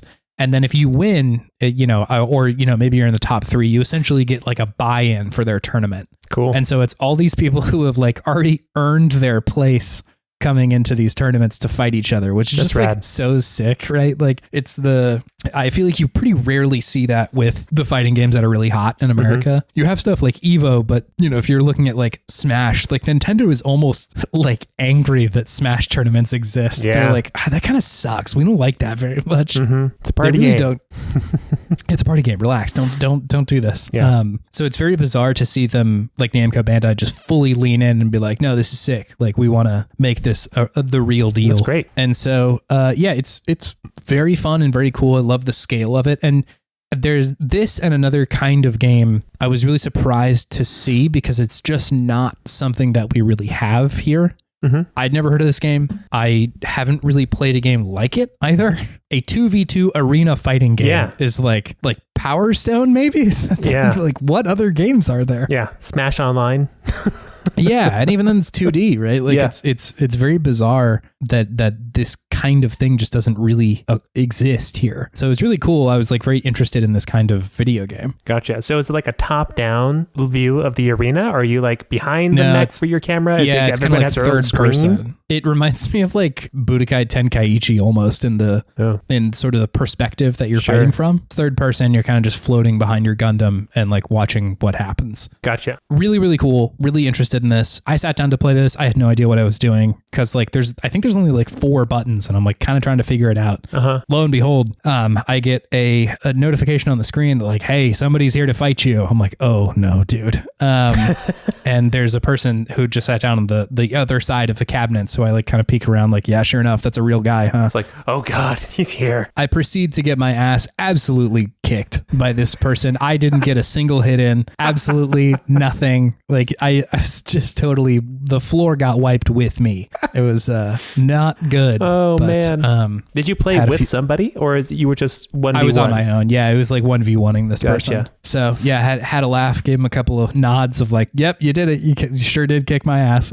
But I think that's the expectation there is like, or at least the arcade's set up that way where it's like, hey, these are group B fighting games. So you will be fighting other people in this area. And so like it's labeled that like, you know, you can definitely accept challenges from people in that zone. Wow. And like, why else would you be in an arcade? Yeah. Than to, you know, especially with a big popular multiplayer game. Like, yeah, you're probably going to get some people trying to fight you. But yeah, sure did get my ass kicked. Really, really cool. I was like really impressed by this. And again, there's many different iterations of this game that were there. And so it's not like it's just this one, but it was super cool. And this was also like on a floor of just another sea of fighting games, right? They had the Tekkens and Street Fighters and all that sort of shit. Didn't have Soul Calibur, which I was kind of bummed out about. Dang. But, you know, Marvel vs. Capcom and all sorts of shit. So it was really neat to see that there is sort of this other community that obviously I just have very little insight into other than like 4 people making YouTube videos being like, I want to play this game so bad, or I went to Akihabara and played this video game. Yeah, right. It's very cool. So yeah, that was Mobile Suit Gundam Extreme versus 2 Overboost. Great name. That sounds awesome. Fun. What a fun like community. Yeah, it's really cool. I think that it's hard for me to tell because obviously like I'm not nearly as ingrained in the culture as I would need to be to know this for sure. But people say that like arcades are kind of dying, and I see that as probably true, but I wonder if there will always be kind of a place for these big ass arcades that have like, the places I went to were mostly like 6-7 stories of arcades. Yeah. Wow. And so like for a game like this, it's hard for me to imagine it just totally going away. Because I don't know that this version of the game exists on like PC. I think it's arcade only. Yeah. I'm sure that one of the earlier games probably exists on PC, but even still, like I do think there's some magic to going in person and playing this. Yeah. And it seems like there's interest. So I hope it still exists. I hope it continues to exist because it is a really cool idea and very fun. Yeah. And definitely a departure, the kind of games that I expect to see in an arcade. Rad. The other major departure that I found was a kind of genre of game that I was not expecting to see in an arcade, and that is I guess, card game. A deck building roguelike? It is not a roguelike. It is a deck builder. There are a bunch of different kinds of games. I think Fate Grand Order was one of the bigger ones that I saw there that was very popular. Yeah. It's like Wonderland Library was another one, I think is what it was called. And then, of course, you had a Dragon Ball game. Of course, gotta have it. Super Dragon Ball Heroes is the name of it. And essentially what it is there is it almost looks like a big DS or something like that. There's a screen that is flat sort of in front of you, and then one in front of you that's like the regular sort of position for a screen, and you have a card collection, right? So you can imagine if this was like a Magic the Gathering situation, you bring your own cards and then you're able to fight other people via this arcade game. So you'll physically pull out your cards and position them on the lower screen as a way to interact with the game. And I saw a lot of different iterations of that idea. The Dragon Ball game, I think, was like almost an auto battler where you like I'm going to put Goku on the front line and Broly next to him and then Gohan behind him. Again, it's hard for me to tell because I couldn't read like, are they doing anything in there? I don't know what the input is right now, but it looked like they're just sort of like positioning their cards and that's the way that they're interacting with the game. I saw a couple of other games that were like almost real-time strategy where the people were like moving their cards around at regular intervals trying to like attack what looked like another person's army, almost like Dynasty Warriors or something like that. There was a guy playing one of those games who had like a computer laptop set up next to him and was just streaming the game in the arcade, which was so sick. And in the like Fate Grand Order games, I think that was another one of the card ones. Essentially what you do is that like again, I'm making assumptions here, but I think you just print cards from the arcade cabinet. I'm not sure if it's just like a random draw or if you're like creating cards. I know that some of them, it was like some of the games you created like a minion and then it would print that card for you. And so it's like in your deck now. Sure. In your physical collection. And so you're able to, like pull out your deck of cards and actually like interact with these games like that. So you got a physical deck? That's what I'm saying. You have this physical deck of cards that you're carrying around. That got lost on me. That's cool. Yeah. And so like the screen in front of you, it's not that you are playing with digital cards. You have physical cards that you are moving around. And so it's this interesting combination of like a digital card collecting game, because at the end of the day, this is a digital game, right? Yeah. I sort of assume that there's probably a way to play this with just the cards. I don't know that, but that's sort of my assumption. But it's this hybrid where you have these digital games, but you also have this collection of cards that you're carrying to the arcade. Wow. Some real Yu-Gi-Oh stuff right here. Very much. Yeah. It feels very inspired by that because I tried to sit down and play these and the game's like clearly asking me for like, okay, we need your login card first, right? This is what I was saying with the initial D thing.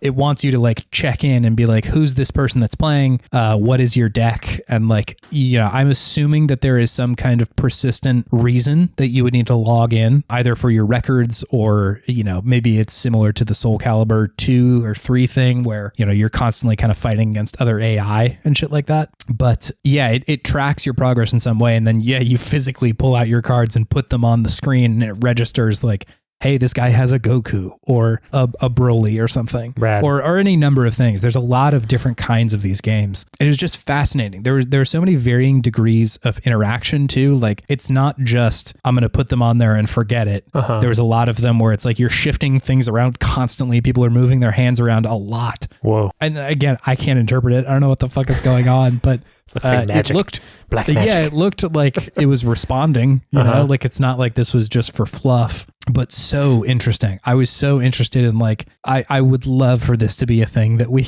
aren't able to get. Again, the similar sort of idea, whenever I search these things on the internet, it's just a bunch of YouTubers being like, is this coming to the West yet? And the answer is thus far has been absolutely not. They're coming to a Dave & Buster's near you. Get your greasy pizza fingers on this. I think that's part of the problem is just that like the space in America is so big that it's hard to get like enough of these cabinets in one place to be able to get like a big group of people together to play them. But you know, in one of our tour guides had said like, you know, Shinjuku Station where we were staying, 2.4 million people go through there daily. So it's like there's just so many people here all the time that like if you just put a bunch of them in Akihabara, like a lot of people will go there and will be able to play it. So yeah, it's I thought it was fascinating and so cool, and like the cards do look neat, right? Like they look like very cool like playing cards and shit, and so it's not like you're just having these sort of no personality cards that you're collecting. It's like it's actually cool shit that you're getting to hold on to. So it has that sort of draw that you're able to get from a Magic the Gathering or something like that, or you know any physical card game, in addition to the appeal of like Hearthstone or, you know, Marvel Snap or something like that, where there's this other connection. It's not just you don't have to go to a local board game store and get your ass kicked by a professional Magic the Gathering player. It's like there are places to go to that you can sort of play on your own or get new cards or, you know, log into your account via this little card that you can get. It looks like a Capsule Corp logo card. It's very neat. Great. For the Dragon Ball one. Yeah. So yeah, just really cool stuff. There was another one that I did see somebody playing that was like it looked like Dynasty Warriors or like any of the Warriors games looked closer to Hyrule Warriors or something like that. Sure. Which is it's all just so cool that you're able to like have this game that is representing the collection that you have, and you're able to sort of like tune your decks to that. You know, like if I could only play, and this, you know, I think that there's some advantages to being able to play this shit on your phone, but I love the idea that you can go someplace and do this physically, that I would be able to have my Marvel Snap deck Marvel Snap or something. Yeah. And like take that somewhere physically and play on one of these machines. It's just like so neat. It's so cool. So I'm sure some people have like better information about this out there, because like I bet there's like a name for these kind of games and I don't know it because I've just been like frantically being like, okay, here's a game that I found that I think is in this genre.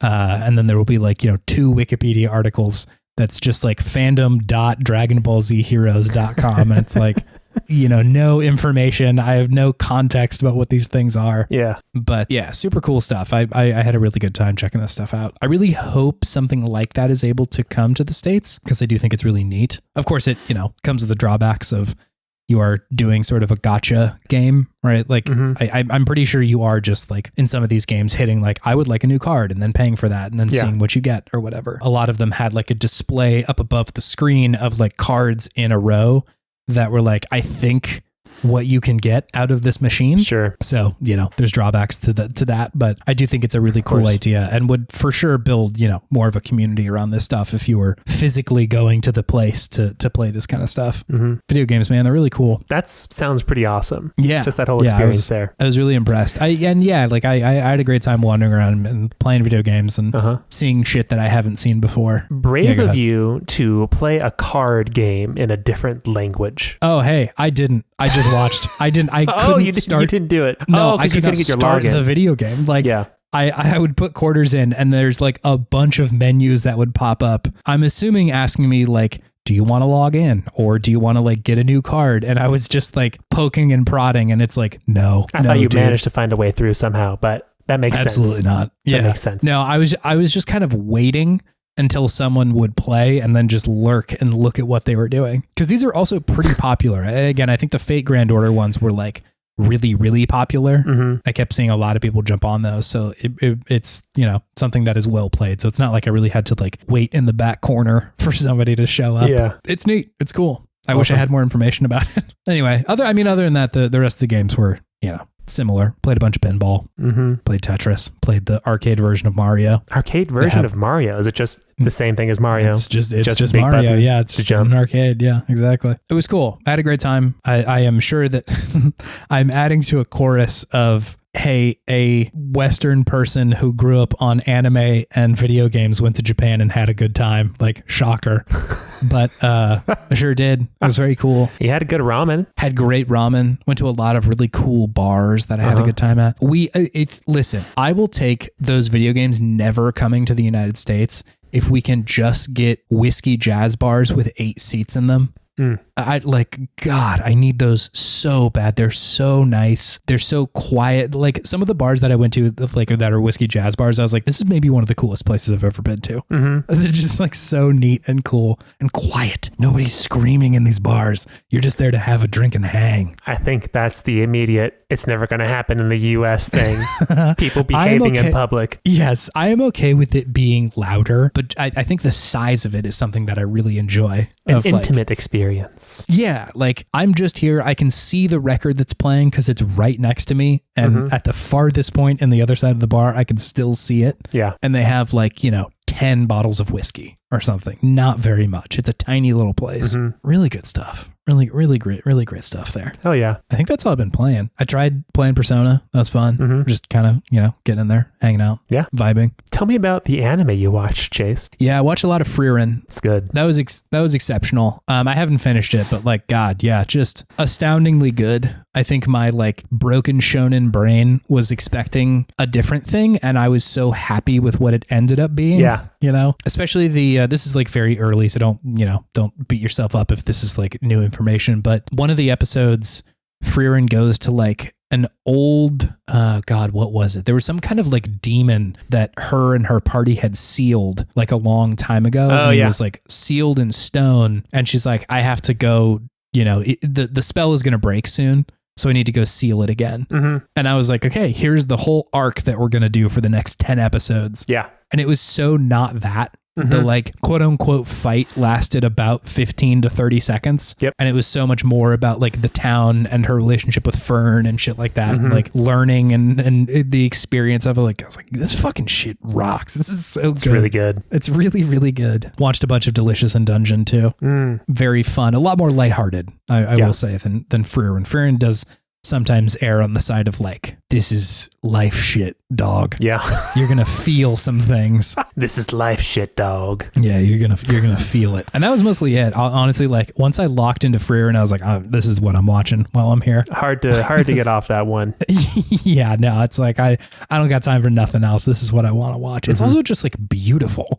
Like the really quality well of the animation in there is unbelievable. It's really, really nice. Again, I think my shonen brain is just kind of like, there's a lot of really cool and beautiful shonen, but like, I think typically it's not always the high point. You see the ones that break through where it's cool and fun and also looks great, but that's not my expectation going in there. But I was like, yeah, this is just incredible. The animation's really, really good. All the characters are very well drawn and like, they're definitely doing the Ghibli thing of like, we're going to make food look so good, dude. Ooh, yeah.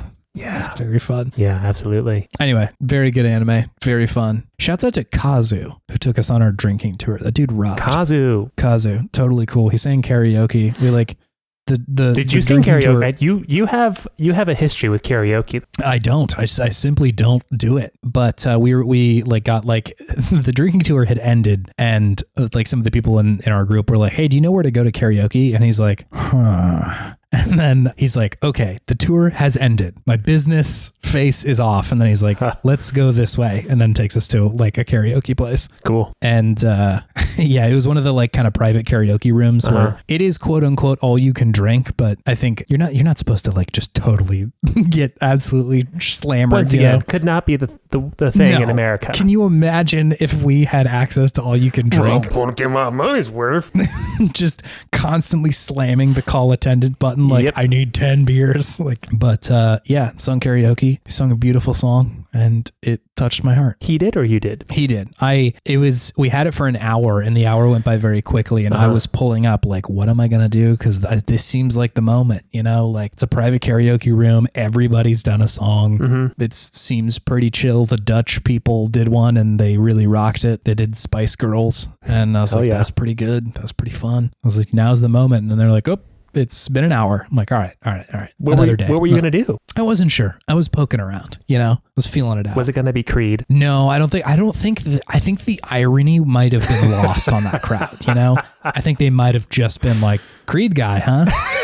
And like, maybe that's a conversation I need to have with myself at this point of like, when does irony not become irony anymore? But yeah, we've had this conversation before. We have, yeah. You say something long enough, ironically, it just kind of becomes you. Yep. So like, the curse of the hipsters. Yeah, the curse of saying bro as an ironic sentence and then just being like, well, I guess that's me now. I guess that's me. I guess I do this now. Anyway, had a great time. It was very fun. And I love video games. I bought so many retro video games that I have no intention of playing. They are simply to look at, and I'm very satisfied with that. You have quite the collection now. It's pretty cool. I got a bunch. They're so cheap. Except for the Frog for Whom the Bell Tolls. I did get one of those, and that was probably the most expensive cart that I got. It's a little piece of gold. A little piece of gold. I was like, I felt starstruck when I saw it in the shop. I'm like, no way, dude. Like, I've only ever seen it in like JPEGs and on the internet. It's here. It's real. And then obviously, thought through it and I was like, of course, it's a Japanese only game, but look at where I am. You can feel the power of the game coursing through it. Yeah. So I bought like a little display that I'll be putting that onto. Oh, nice. They have these little like cartridge holders because it didn't come with a box. It's just the cartridge itself. But there's little cartridge holders that like you essentially put the cartridge onto like you would be putting it into a console. Oh, that's cool. Very fun. Very, very exciting times. Nice, man.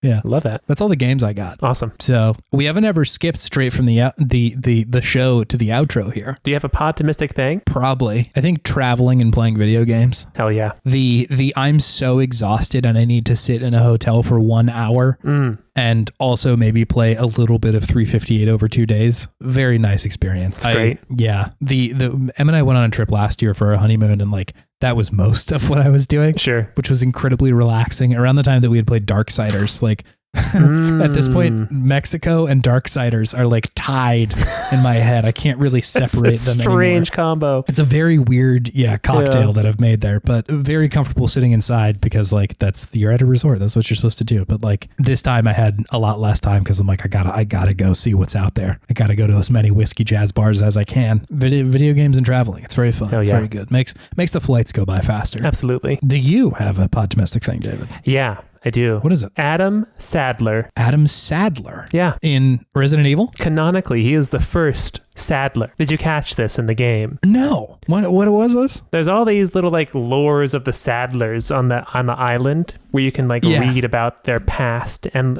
I think what I remembered seeing is that the first Sadler, the first person of the Sadler clan, the lineage, his name was Adam.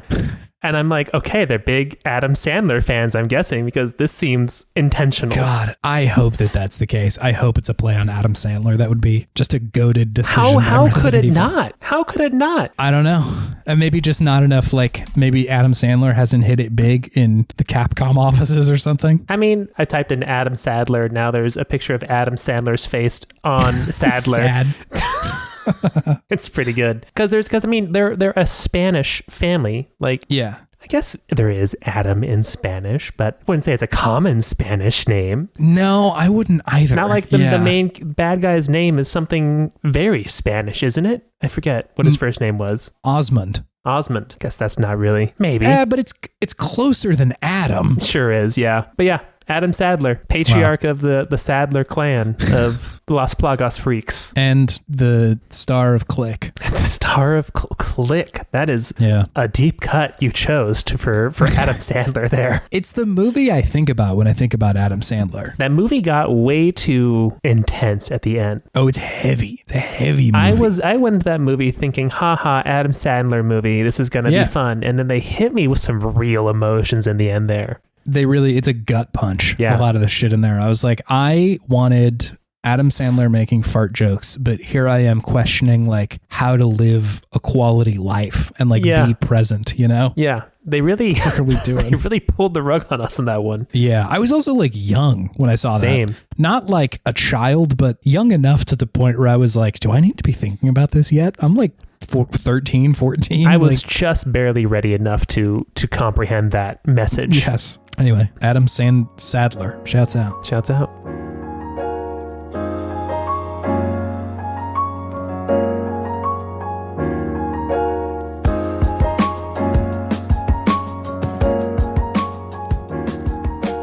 Hey, listeners, thanks for listening to this podcast. We appreciate you being here. And yeah, if you want to check out more stuff about the show, you can go to podtimism.com. It has a link to our Discord, as we mentioned. It's got a place where you can suggest a game if you would like to, for us to play in the good game segment that if this is your first episode, you will have no context for, but check back in next week. You'll understand what that means. But yeah, you can suggest a game there. You can check to see if we've played one before. Little search bar that will pull up our RSS feed and check if there's anything in the games mentioned section. Yeah, that's how that works. Let's see. If you want to help the show, you can do a couple of things. One of them is reviewing it on a podcatcher of your choice, you know, Apple Podcasts, Spotify, whatever you got, or showing it to a friend. That helps a great deal. So it's sort of an influx of people showing up, I don't know, in the last couple episodes. So thanks for everybody checking in. Yeah. And a weird foot to start on, I will say, with us taking a week off. We usually don't do that, but thanks for sticking around, I suppose, if you're here. Thank you. Let's see. Also, while we're thanking people, thank you to Scout Wilkinson for her art that we use as our podcast art. Thumbnail? Thumbnail. Is that it? Thumbnail. I don't know. Uh-oh. Like I fell off the time zone cliff just now. I saw it in your eyes. Your eyes started to look a little bit more vacant. A little glassier than normally. These 3 Waterloos of just regular, naturally flavored, sparkling water are finally getting to me. He's real hydrated now. Yeah, very extremely hydrated. Got so much bubbly in my tummy. Also, thank you to the Worst Garbage, the podcast network that we're on, for having us on the network. It's very fun. It's very cool. I think a new podcast will be out by the time this comes out, but I'm not going to blow it. All right. If it isn't. So yeah, congratulations if it is, or hang on if it's not. And another thing coming soon, but yeah, can't mention more than that. But yeah, we got a lot of cool shows on the network, like Into the Aether and Can't Let It Go and Frog of the Week and Brendan Bigley's, I guess, blog Wavelengths. Very good. You should check it out. I have a good time reading that. Into the Aether also launched a YouTube series that they're doing called Out of the Aether recently. Nice. It's very fun. They're just sort of like expanding upon topics that come up on the show, and they just do it in YouTube form. It's very fun. You should check it out. Anyway, thank you, listener, for listening. We appreciate you being here, and really glad there wasn't a revolt or an uproar in the Discord about like, what the fuck, dude? Where's my goddamn episodes? Everybody was like, yeah, it's cool. Have a good vacation. That's nice. Thank you. Gamers rise up. Yeah. We accidentally kick off another gaming controversy. Like we need another one. No. Yeah. But yeah, it's very, very nice to feel the sway of the community being towards good. So thank you for that. And thank you for listening. Yeah. Thank you so much. Yeah. It's great. I missed making the show in the short amount of time that we didn't do it. Right. Love talking about these games. Had to talk about Adam Sadler. It's really kind of a tongue twister because I want to say either Adam Sandler or Adam Sessler, and I can do neither. That's why Adam Sessler really messed me up earlier, because I wanted to say Adam Sadler, but I didn't want to blow my Podtimistic thing before I said it. Yeah, true. Didn't want to reveal it too early. Do either one of us have any gaming wisdom? You know what we can do? This is my favorite outro. I think I was going to have the same idea. We say a word. Popcorn back and forth. Yeah, God, it's so much fun. Okay. Let's do it. Ready? Yeah. Do you want to start or should I? I'll start. Sometimes Adam Sadler feels like a gigantic plastic rubber bag that drifts slowly through the wind. All right, that's it. Shouts out Katy Perry. Appreciate you shouldering that one a little bit for me. Wait, what does Katy Perry have to do with that? The lyrics to Fireworks start with, do you ever feel like a plastic bag drifting through the wind? Oh, I did not know that. Apparently Adam Sadler does. Big Katy Perry fan. Big Katy Perry fan, the Adam Sadler. You know, speaking of Katy Perry, I am close within stone's throw, truly, of her high school, where I am right now. Really? Wow. She's Santa Barbara native. Wow, that's cool, I guess. That's my Katy Perry story. That's all I got. Our only claim to fame for our high school is Jessica Chastain, which is cool, though. Jessica seems to be like a cool one. Jessica Chastain. Brie Larson? She was from SAC, but she didn't go to our high school. She wasn't doing our high school. Yeah. I think she went to, or like she grew up in Elk Grove. A Grove girl. A Grove girl. Yeah, absolutely. That's not a thing, just so people know. What kind of music do you think Leon Kennedy listens to? Ooh, I feel like some Linkin Park. I bet he does. The time also lines up with that. Absolutely. Pretty well. Like once Ada broke his heart. He's like, I got to give Hybrid Theory another spin real quick, dude. Yep. Yeah. I got to get through this.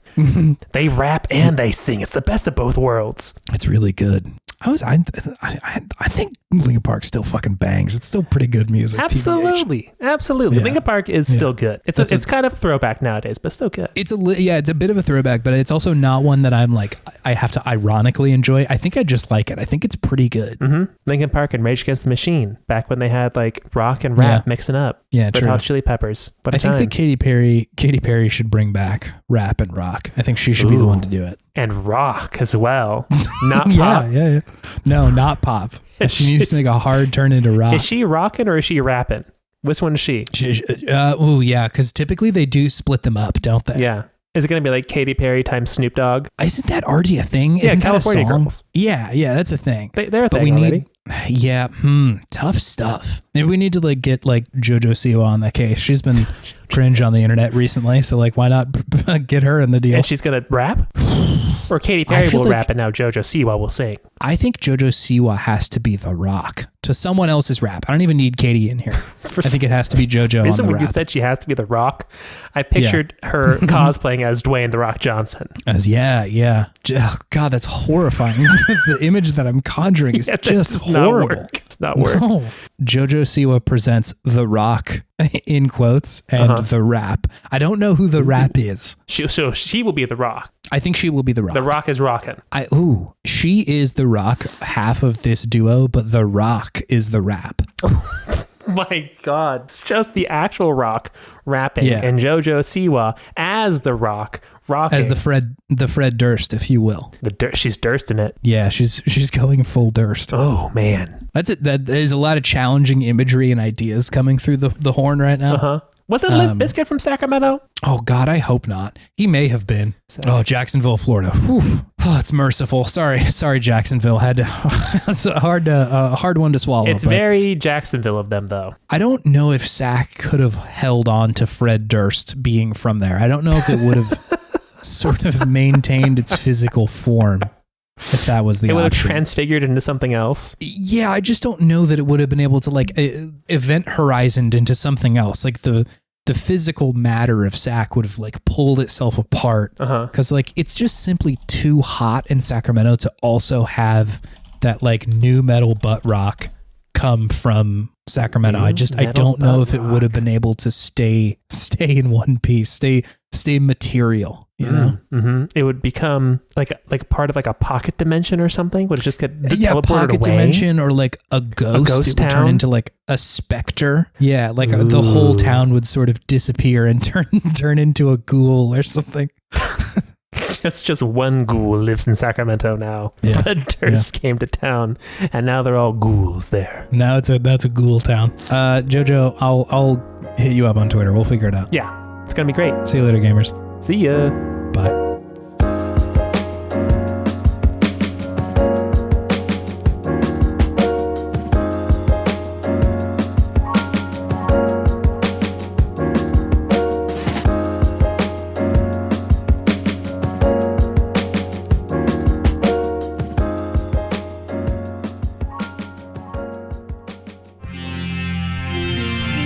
TWG, the worst garbage, online.